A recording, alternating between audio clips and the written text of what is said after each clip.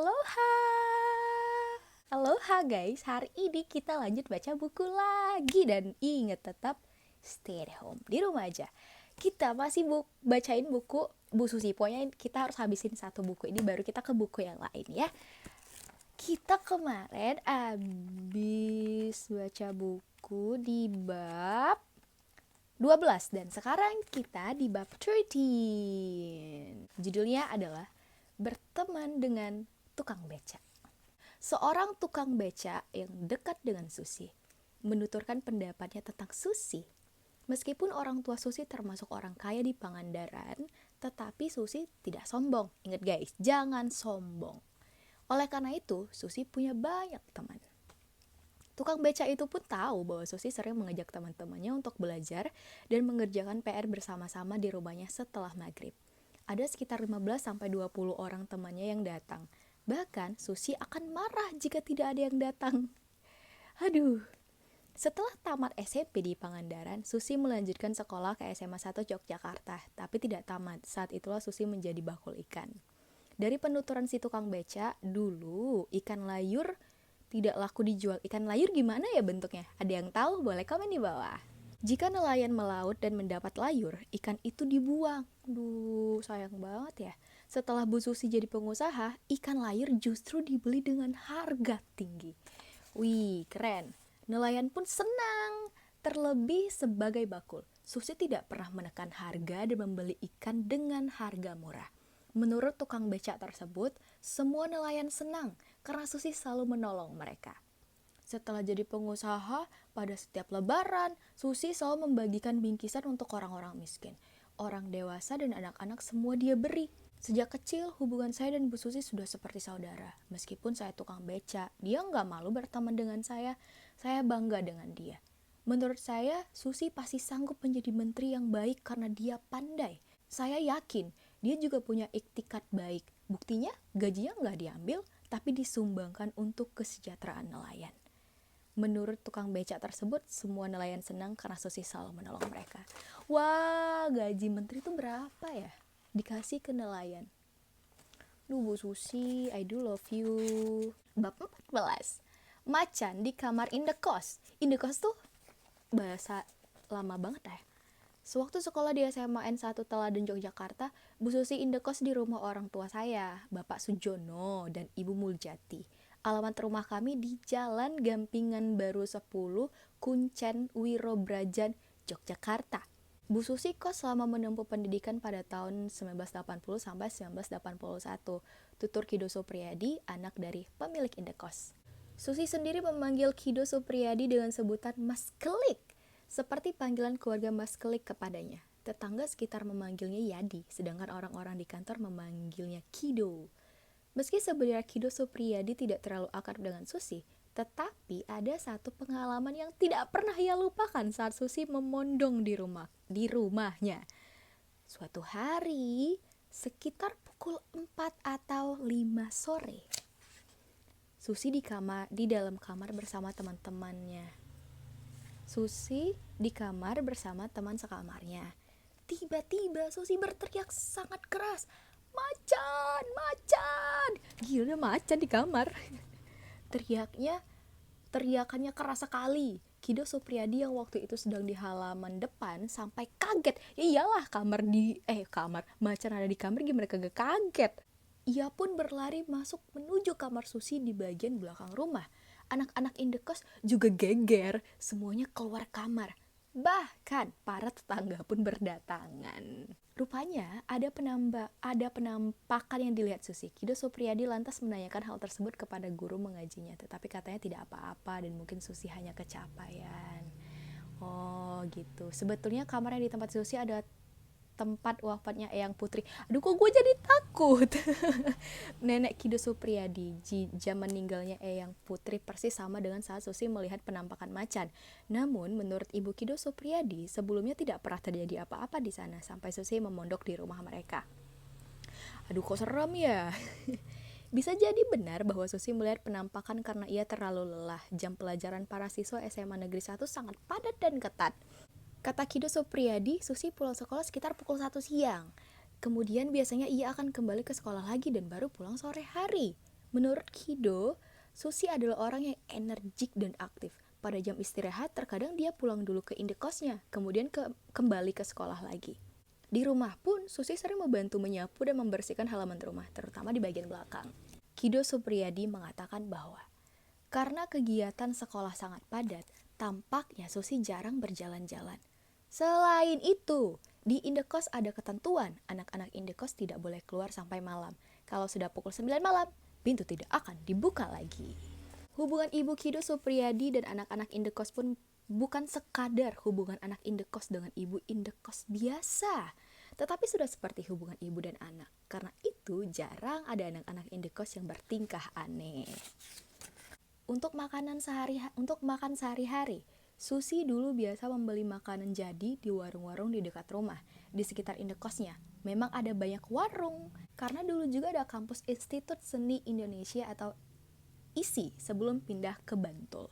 Menurut Kido Supriyadi, Susi memang sering sakit-sakitan. Saat sekolah, Susi pernah diantar pulang oleh teman-temannya karena sakit. Pernah juga beberapa kali teman-temannya datang menjenguk ke rumah saat Susi sakit. Kedua orang tua Kido Supriyadi sudah meninggal. Rumahnya yang pernah jadi tempat indekos Bu Susi pun sudah dijual pada tahun 2010. Kido Supriyadi sendiri tidak tahu persis kenapa Susi tidak menyelesaikan sekolahnya di SMA Negeri 1. Yang ia tahu, sebulan setelah Susi melihat penampakan macan di kamarnya, dia kembali ke Pangandaran dan tidak lagi melanjutkan sekolah. Ia hanya mendengar kabar bahwa keluarnya Susi karena masalah kesehatan. Bab 15. Gimana? Gini. Bab 15, guys. Doyan tempe mendoan. Ada kisah unik lainnya tentang Susi yang diceritakan oleh Dwiyati Puji Mulyani, guru besar Fakultas Agroindustri Universitas Mercubuana Yogyakarta.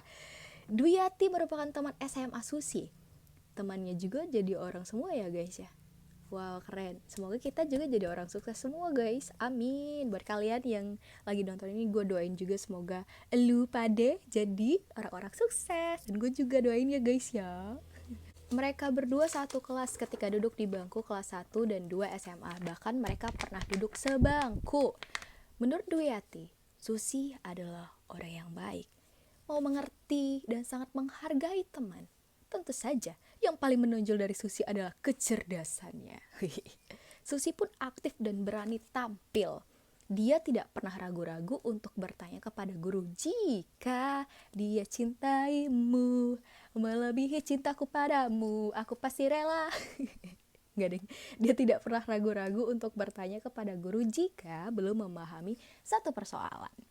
Dia juga selalu berani mengajukan diri untuk maju jika guru meminta murid menyelesaikan soal di papan tulis.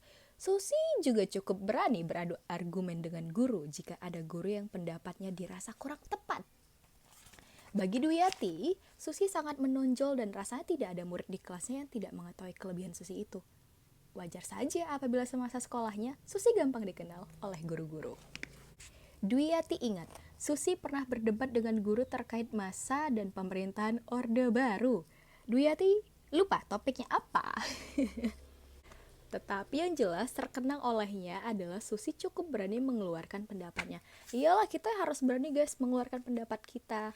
Tapi ingat, selagi kita mengutara pendapat harus diingat etika dan sopan santunnya. Jangan sampai kita menyakiti hati dan perasaan orang lain. Wong dengan guru saja dia berani berargumen, apalagi dengan teman. Dwiyati tahu betul bahwa jika kepemimpinan Susi tinggi, dia tidak segan-segan untuk tampil jika ada persoalan di kelas yang harus dibahas atau diselesaikan bersama oleh teman-teman. Wong dengan guru saja dia berani berargumen, apalagi dengan teman, kata Dwiyati. Susi selalu saja punya ide atau usulan untuk mengatasi masalah yang ada di kelas. Bu, selesain masalah saya yang udah jomblo dari lahir ini dong, Bu. Bercanda, Bu. Ya, jika ada diskusi sengit di kelas, pasti di situ ada Susi. Dia selalu hadir dengan ide dan pendapat-pendapatnya. Sebagai teman sekelas, apalagi pernah sebangku, Dwiyati tahu persis bahwa Susi sering sekali membawa buku-buku berbahasa Inggris. Ada beberapa teman, terutama anak-anak kota yang pandai bahasa Inggris, meminjam buku cerita dari Susi. Wow, namun semua itu tidak membuat Susi merasa hebat, apalagi menyombongkan diri. Dia selalu bisa menghargai setiap temannya, kondisinya. Duyati mengaku dirinya adalah anak desa, anak orang tidak punya. Tetapi Susi tidak pernah meremehkannya atau teman lainnya. Mereka bergaul biasa, bahkan terkadang sikap Susi bisa mencarikan jarak antara dirinya dengan Duyati. Duyati tidak tahu persis apa hobi Susi, karena tempat kosnya dan Susi berjauhan. Ia tidak tahu apakah Susi menghabiskan waktu senggangnya dengan sekadar jalan-jalan atau melakukan kegiatan lainnya. Namun, sejauh yang ia kenal dan lihat, hobi Susi sepertinya hanya membaca. Setiap kali bertemu, Duyati selalu melihat Susi membaca, terutama buku-buku bahasa Inggris. Biasanya di SMA, ada beberapa anak yang sudah mempunyai teman khusus, walau hanya cinta monyet remaja. Namun, selama bersekolah di SMA 1 Yogyakarta, Duyati tidak pernah mendengar kabar bahwa Susi punya hubungan khusus dengan seorang teman pria. Patut dicontoh guys. Beberapa kali Duyati main ke indikos Susi, menurut Duyati tempat indikos Susi sangat elit. Pondokannya itu hanya berjarak sekitar 100 meter utara sekolah. Terlihat sekali bahwa Susi adalah anak orang yang cukup berada. Tuh guys, kalau sekolah-sekolah aja kagak usah lah cinta-cinta apa anda.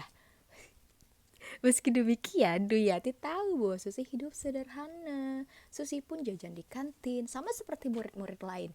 Biasanya setelah olahraga, murid-murid jajan cukup banyak. Namun sepanjang yang Duyati tahu, Susi tidak terlihat royal. Tempe mendoan adalah salah satu makanan kesenangan Susi. Pada yang suka tempe mendoan juga gak nih guys? Kita C. Jatuh bangun merintis bisnis. Jatuh bangun aku mengejarmu. Asik.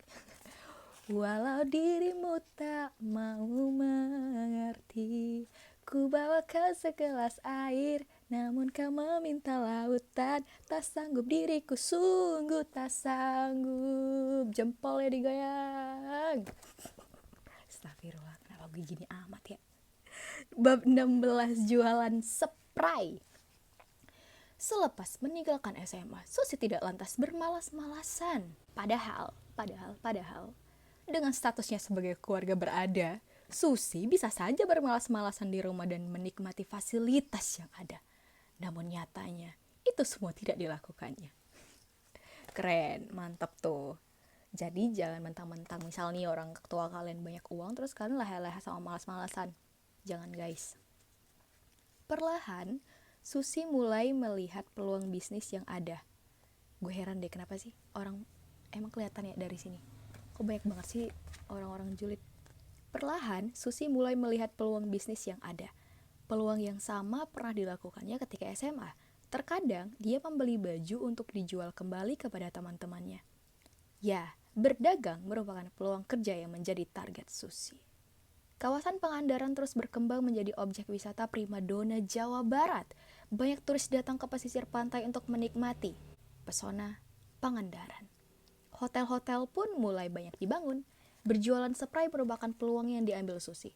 Spray dan sarung bantal diambilnya dari kenalan di Yogyakarta.